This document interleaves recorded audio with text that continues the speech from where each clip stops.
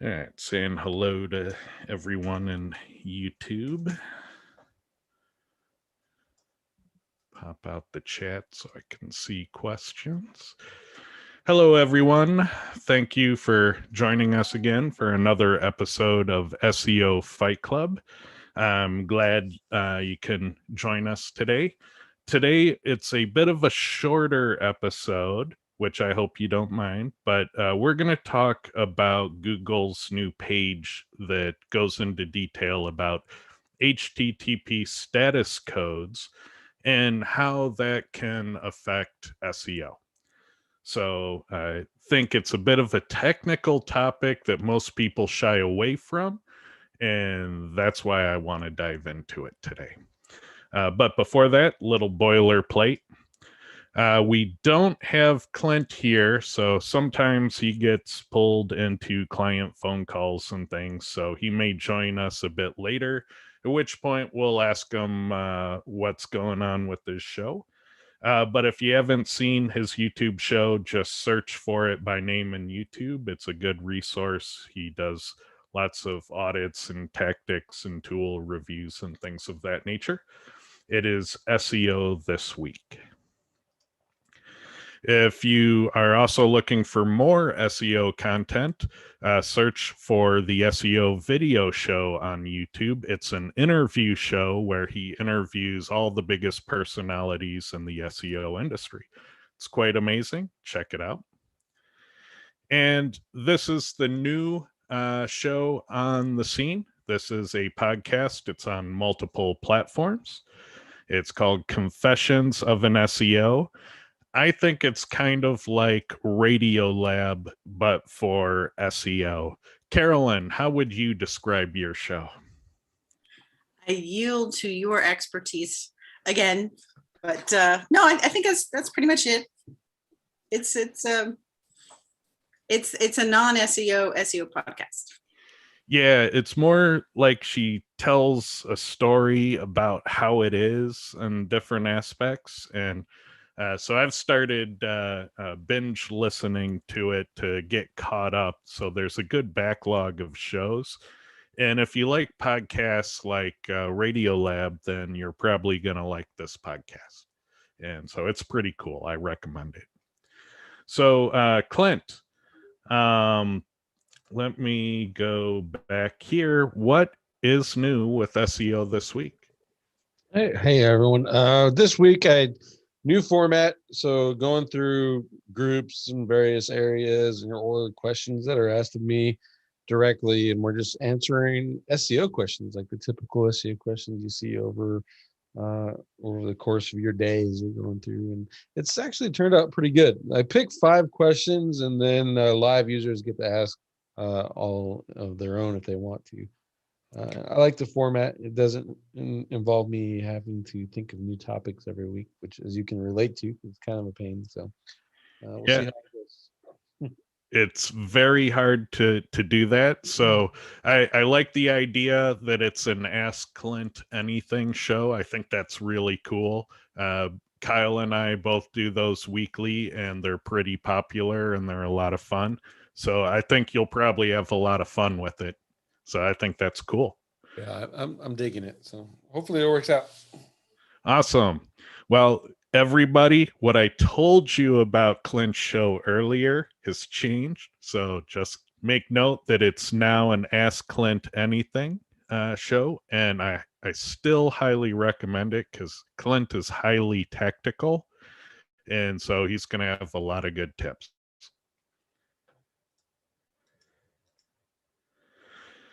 And let's see.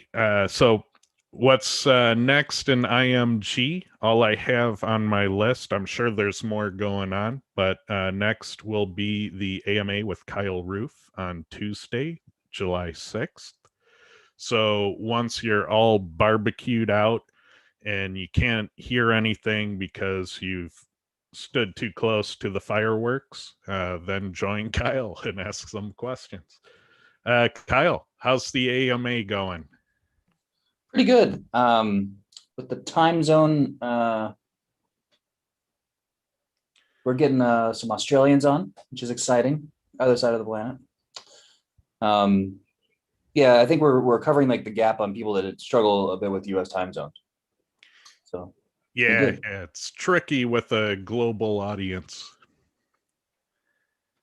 So Yeah, but very, overall, really good. very cool. All right, back to our topic, HTTP status codes and how this affects your SEO. So we'll dive right into it. So Google posted this page, and so the article on their Search Central documentation, how HTTP status codes and network and DNS errors affect Google search. And I think this is a really good page. There's a lot of good information in it. I feel though it's incomplete though. I get the sense that they're not telling us everything, but this is what they were allowed to tell us. And in one spot, it felt like they said probably more than they should. But I'm glad they said it because it confirms something that, happened to me a long time ago and that it's still possible today. So with these status codes, the way the web works is you have software on your phone or software on your computer called a browser, and you'll make a request, and that browser will send that request to a web server that's identified in the URL. That web server will then try to honor that request by finding the document that the URL is describing. And there's a lot of things that can go wrong. And so there are these status codes that come back in the response from the server that typically have a number and a label associated with them. The most common one you typically hear around the internet is 404 not found, where the code is a 404 and the label associated with it is not found. When everything goes well, you get a response code of 200 OK. So 200 being the code and OK being the label. And so there's a number of different status codes that come back. And the reason this is kind of important is because when Googlebot is crawling the web and encounters problems, it has to get these status code messages and decide what to do with the URL. And so that's why it's kind of an important thing to understand and be mindful of. So down at the bottom here, I have the URL for this page. So the first group on this page is the 200 status codes, 200, 201, 202, 204. And they'll technically say 2XX as a wild card for all of the 200s. Interestingly enough, the 204, which is not commonly used, is treated like a 404. So it's kind of an oddball, but generally you don't ever see this. And generally you don't see these other ones either, the 201 or the 202. So it's not common that most people would interact with these. If you're a web developer or a system administrator, you might come into contact with these more often. But as just a general blogger or something, you might not encounter those ever. So these not very exciting. I just find it very interesting that one of the 200s, which is a success class, is treated like a 404. Now, redirects, historically, these have been a really big topic. And the main reason is in the past, 301s and 302s and 307s and 308s were treated very differently. That hasn't been the case for a very long time. They're now treated the same. one of the interesting things is this text here where it says Google follows up to 10 redirect hops. Believe in testing, the limit was much higher than that. So that's not entirely true. But maybe they're saying that's what they guarantee. They might do more, but that's the limit that they make any promises about. And it's also interesting that on the robots.txt, they say 5 redirect hops, but they're saying at least 5. So I guess that could mean 25 or 100 or whatnot.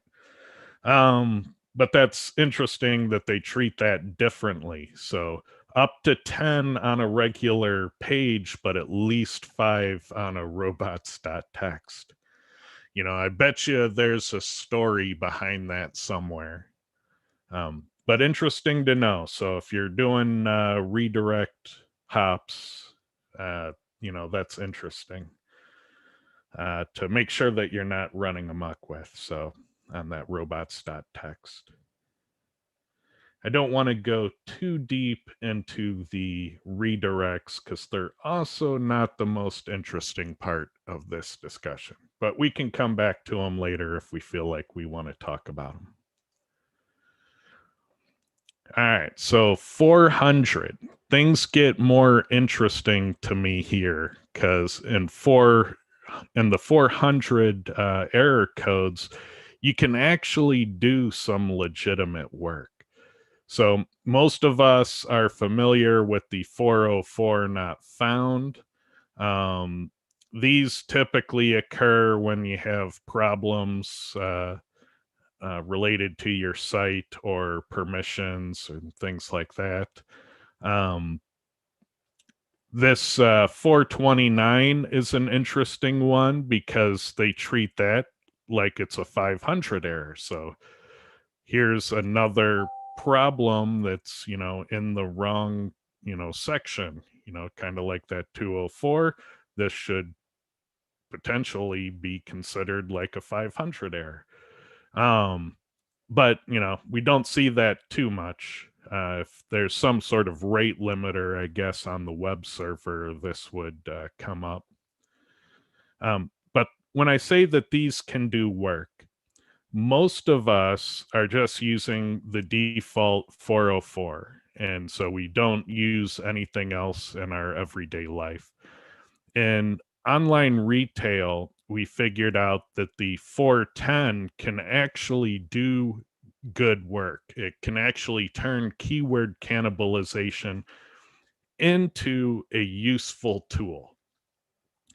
And so what we would do is I was working at an online retailer. They had 500 consumer goods categories, maybe 25, 30,000 SKUs within those categories.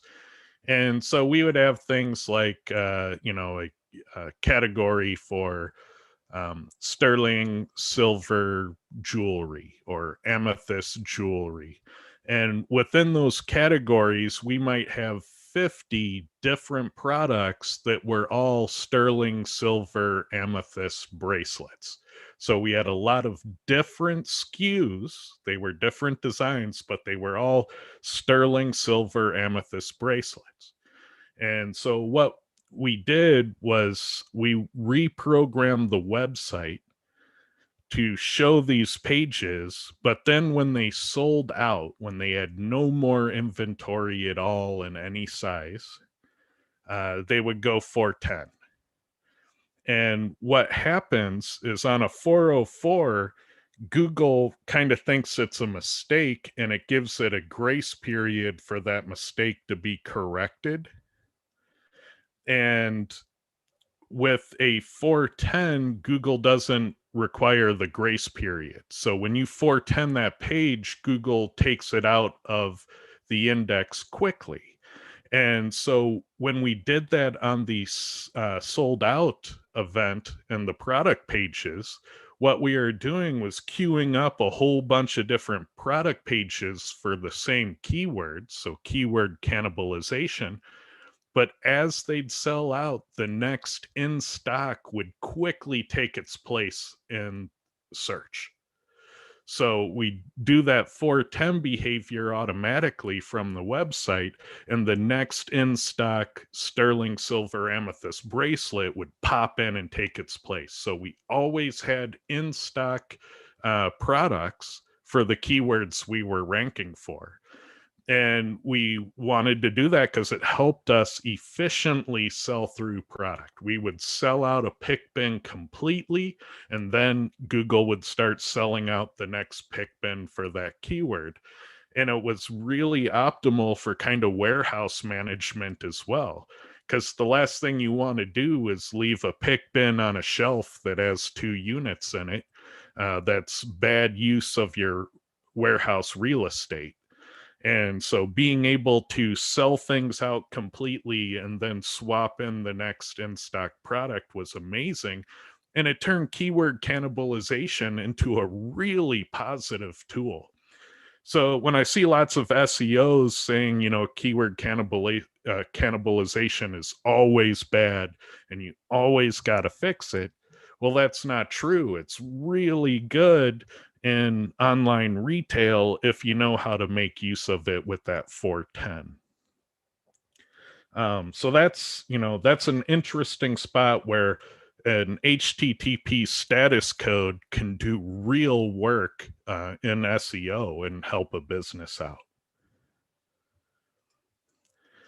So Google had this text, and I'm going to read it in case you can't see it, at least part of it. Where's the part I wanted to read?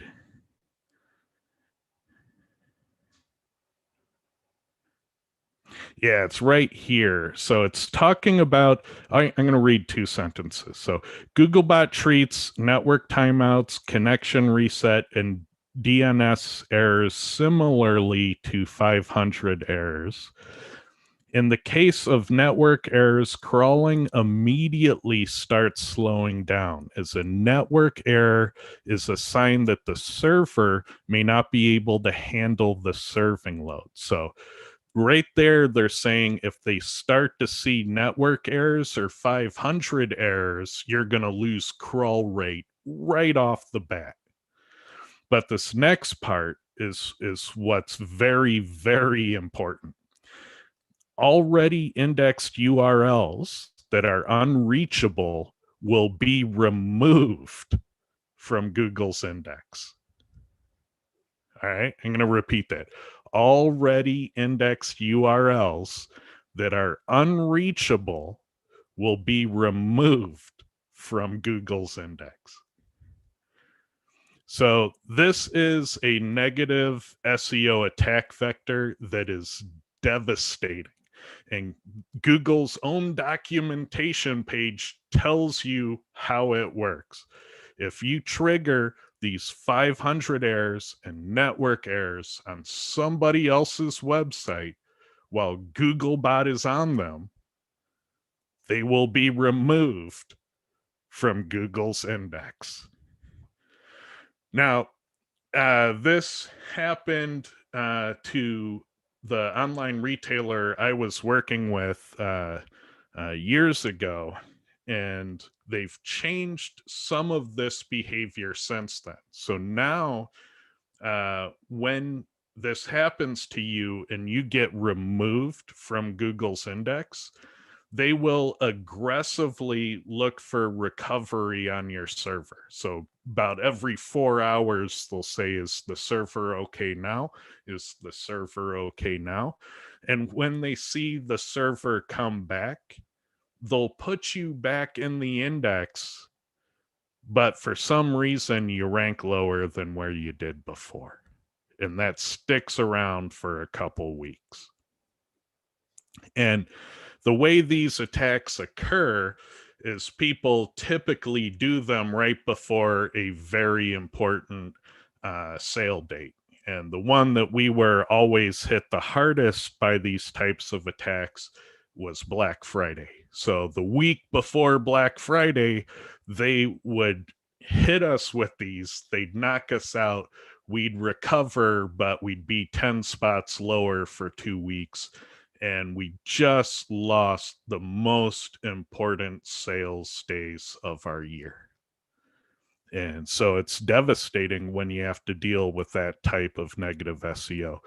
And I have the whole story. I'm not going to go into it on the show, but that whole story is in this interview article from SEO Clarity. So if you want to know the details about what specific attack they did and how did we discover it and what did we do to respond and what was the ultimate impact on the business, all of that information is in this article, and you can read through the whole story.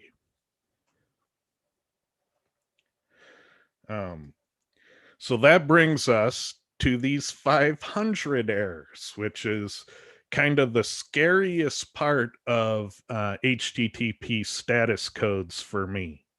And so returning 500 errors is very bad. So if you see 500 errors in your search console, that means Googlebot saw them and they told you how they treat them. So you know those are exclusion events. So you really got to take these carefully if you see them and get them fixed. And usually it's your web developer made mistakes or your system administrator made mistakes. Somebody made mistakes is the typical thing.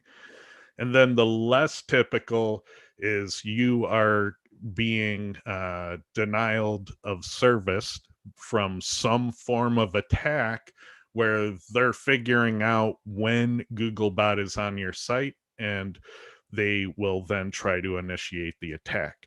Now, in the early days when these types of attacks started, the way they initially did it was they looked for Google Cache updates.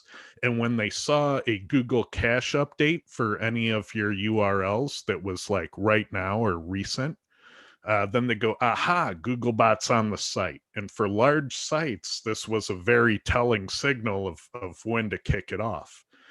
And there are meta tags that you can put in that will deny Google from showing the cache entry. And so we did that, and that blinded our attackers as to when Google was updating the page via those cache dates. We later saw them coming back because they were then searching through the website. The website was absolutely massive. They are looking at the review parts of the pages and things of that nature for where they could do cross-site scripting and get a clue. If they can get a URL to something on their website, they can look at the refer and get a clue if Googlebot's on the site that way. So we had to go through a big refactoring of all our code to make sure it was locked down from cross-site scripting. And then finally, they would look for new products and they would try to see when edits to those new product pages, because those commonly get a series of edits over time as new products get launched. They tweak the descriptions, they A/B test, they do those things. They constantly looked for things getting updated because at that time, updates in the index for a big website like that would happen within the day. So if they saw a change in the index content within a day, they knew that Googlebot was on the site. Now there's some other things that Google has done to try to thwart some of this, like they delay things appearing in the cache by a certain amount of time, so it's less real time as to when those changes become visible. But it's still pretty scary.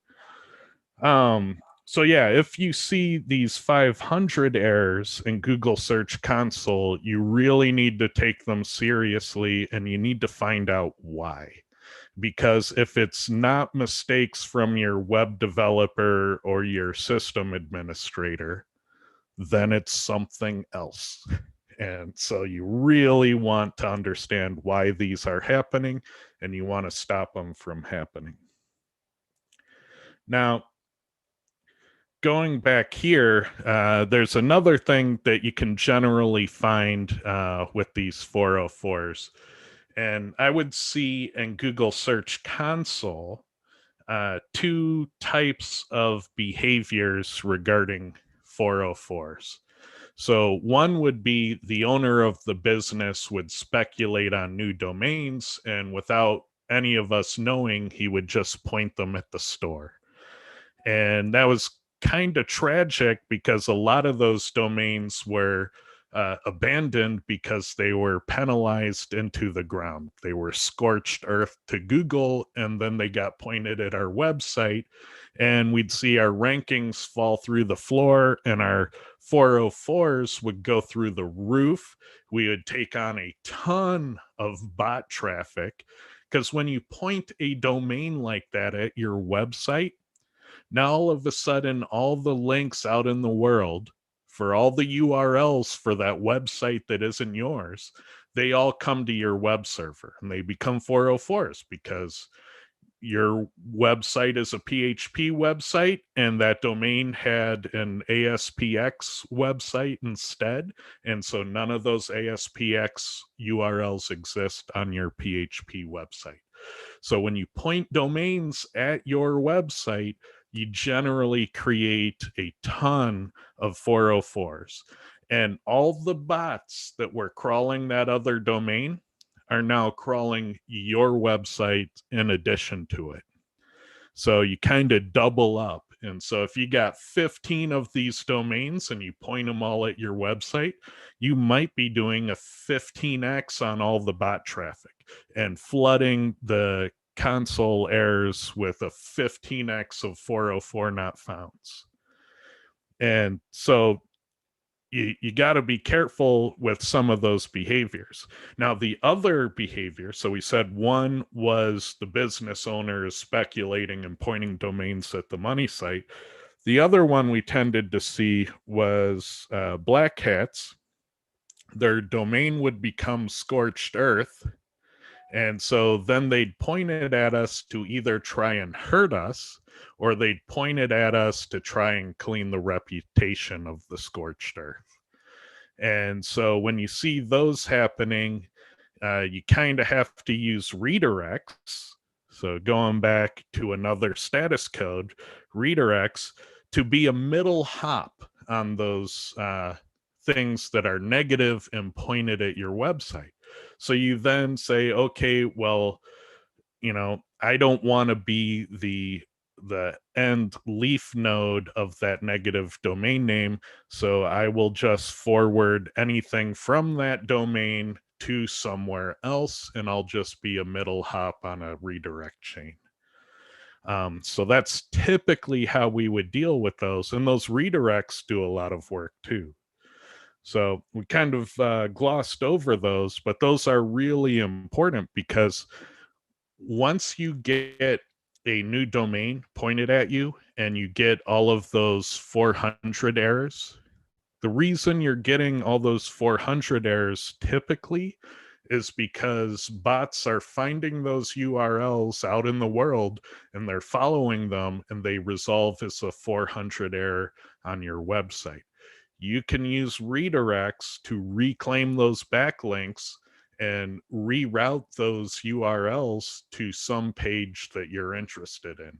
And that's how you reclaim orphaned backlinks. So that's why redirects are important. So, with that, that's kind of what I want you to know about these status codes, because while they're somewhat technical, there's a lot of important stuff in there. So, Clint, what do you think about status codes? I was having a hard time keeping up with you. I see a lot of them. I fight with Google in some of their tools with status codes. So it's good to know this information so that when you see problems, you know where to go in the beginning, right off the bat, versus having to hunt and peck and do it my typical way, which is mash buttons until stuff works. So I appreciate the breakdown. And Lee, what do you recall from the redirect chain testing?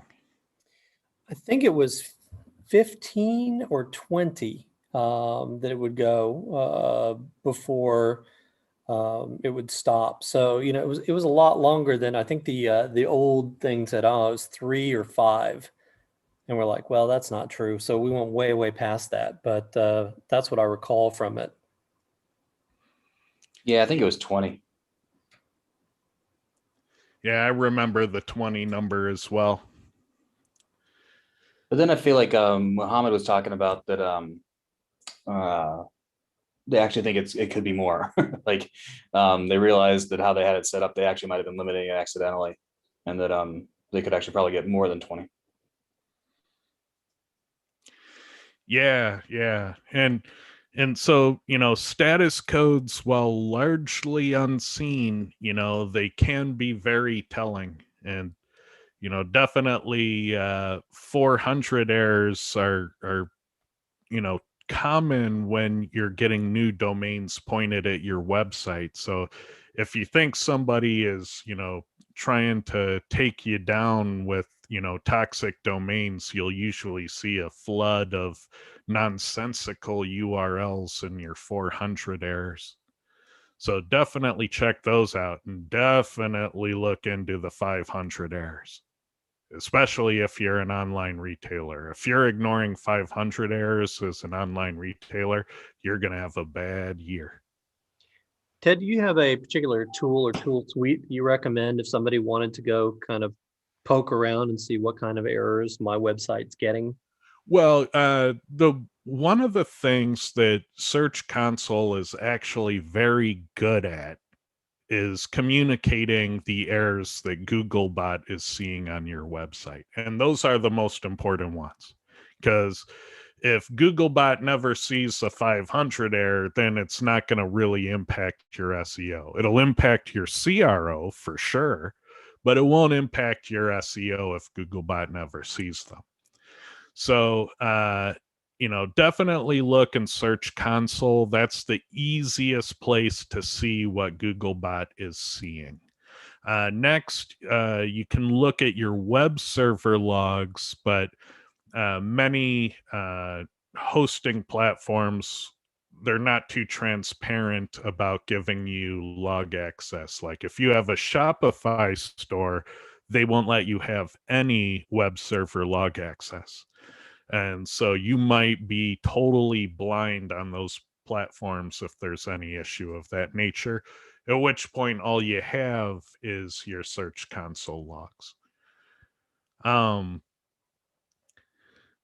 But yeah, you know, that's probably where you want to start. If you have access to your web server logs, you can find all of these, and they can be quite interesting because a lot of the 500 errors and the 400 errors might be telling of other types of hacking attempts like SQL injection or failed login attempts and things of that nature.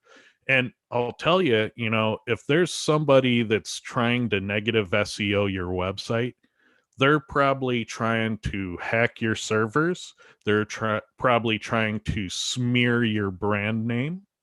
They're probably trying to do fraudulent reviews. They're probably trying to waste your ad spend by hate clicking on your ads. So if you see any activities that are malicious towards you, you gotta kind of check them all, because they're not going to stop at one idea, and they're often going to come in concert as, you know, a variety of attack types. So Clint, have you had to deal with negative SEO ever? Ever? Yes, I have. And some of it's like accidental, well-intentioned. Others are you getting caught up in people's mass site builds, that kind of stuff. and then the others are just straight up intentional attacks. But it's a pain, but it also helps if you know what you're doing to turn a otherwise crappy looking link profile into something really cool to hide all your good links into. So it kind of make lemons out of or lemonade out of lemons kind of philosophy with those as it goes. Well, the interesting thing I noticed is that the higher you get on the page rank scale, the more impossible it becomes to make your backlink profile look any kind of particular way. Yeah. You could do that early on, but eventually you're gonna get links. You may like them, you may not like them, but you'll eventually have no control over them, and they will be what they will be. And so there comes a point where you're big enough that, yeah, you don't even have to worry about what your backlink profile looks like. You can outgrow that problem. Yeah, or you can actually outgrow link building altogether. Yeah, because there comes a point when, if you have 12 million backlinks, getting 50,000 more isn't going to do anything. So why bother? It won't even move the needle. And you need you can manually link build, maybe to page rank 5. And if you're the best manual link builder in the world, you can get to page rank 6. But you typically need viral marketing or black hat methods to get to 7. And then you pretty much need to be on TV or, on football stadiums to get to 8 and above. So, there's limited practicality. And the other interesting thing about backlinks is that the further you want to go on the page rank scale, the cheaper the links need to be. And ultimately, you need to get your links for free. You cannot pay $100 per backlink and get to where you want to be. You can't pay $10. You can't even pay $1. I mean, even at a penny, trying to get from page rank 7 to page rank 8 is going to break the bank. So you're talking about links that are free or practically free to get to those scales. And so as your business grows, your link acquisition should get better and better and cheaper and cheaper. And that's just kind of a magical thing about your business. How do you get that to happen? And give that some thought, because that's an interesting dynamic to growing to those scales. So with that, that's all I have for the show. I don't see any questions. So any last thoughts, Kyle?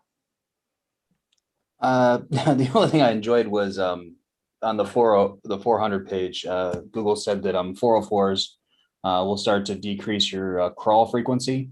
And then right below that, it says 404, 4XXX doesn't affect your crawl budget. Not really sure how those things reconcile, but Yeah, that's why I was stating at the beginning, it kind of feels like they're not telling us the whole story, or some of the things they're telling us aren't completely right.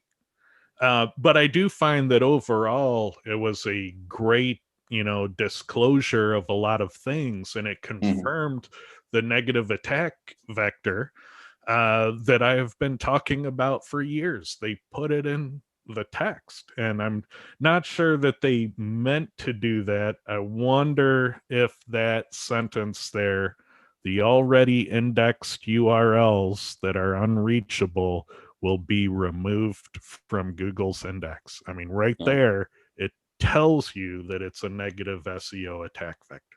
right. So that might have been a mistake on their part. Maybe they'll take that out or reword it or something. But that's exactly true. That's how it works. And it is devastating. So I can attest to the fact that, that online retailer I worked for, when we were hit with this, every time we were hit with it, it would cost us, many tens of thousands of dollars per day that we were affected by it. And in aggregate, it was probably millions of dollars over the course of 3 years. So if that's not a successful negative SEO attack, then what is?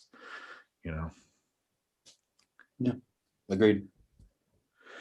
So that's our show. I hope you feel more informed, and we will be back next week. So thank you again, everybody. Have a good one. Actually, we might not be back next week because I'm going to be traveling, and I'm not sure if I'm at the hotel, we'll do a show. If I'm not at the hotel, I can't do a show. So next week is a 50-50. So, best of luck to us all on that. I'll try to let you know a few days before. All Bye, right. everyone. Bye-bye.